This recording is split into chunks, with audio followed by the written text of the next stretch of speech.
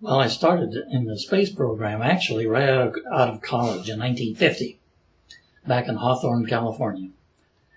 I was either going to do airplanes, because back when I was in high school, my kid brother and I had the only hobby shop in town, and I was raised in a little town called Pocatello, Idaho, and only about 20,000 people. And so we sold model airplane kits and gas engines. We had little gas engines back in those days. And then when the war started, that was right when I graduated from high school. And I went into the Navy at that time. I spent about a year in the Navy. Of course, the war was over, and then went back to college.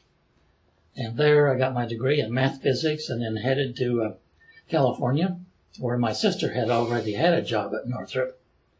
And she got me an interview with a fellow in special weapons, because they were building a top secret missile called a Snark.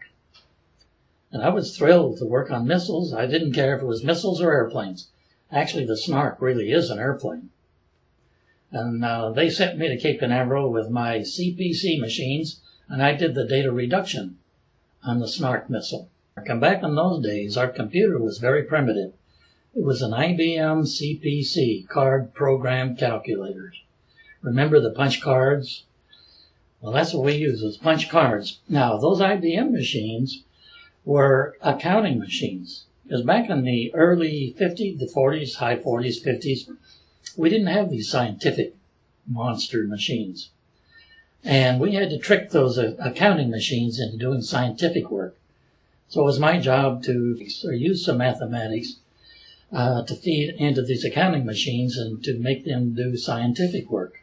The data that came from the Snark was telemetry, and that was recorded on what we call oscillograph records that drew actual photographic lines on a piece of paper. And then the girls would take a ruler and measure the distance of those lines from the bottom of the page. And when those lines moved upward, it would increase the distance. Now that meant something in engineering units. So we had to have some way to convert the distance to engineering units.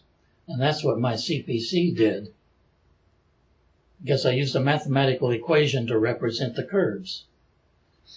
And then when the data would change, that we'd plug that into that equation, and then we'd come back with an engineering unit as to what it meant.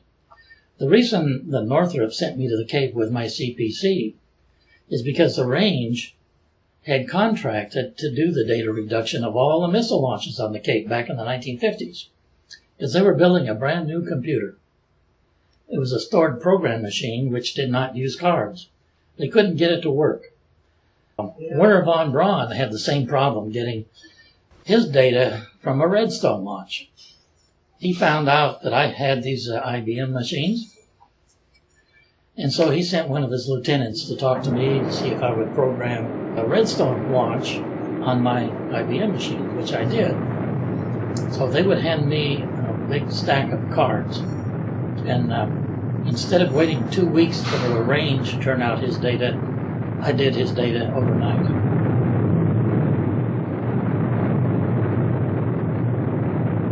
So he was very happy with that. Well, here's the strange thing. I never met Wernher von Braun. And I kicked myself because I could have. Many times I could have met him. But now we did run into him quite a bit in Cocoa Beach. We'd have a Snark launch, and whether it worked okay or failed, we had a launch party at Cocoa Beach in one of the bars. Well, there was a mousetrap. There are other bars. When I first got down to the Cape, there was only one bar in town, and that was the Bernard Surf. That was the only restaurant in town. A1A was a 2-lane bumpy road with no signal lights.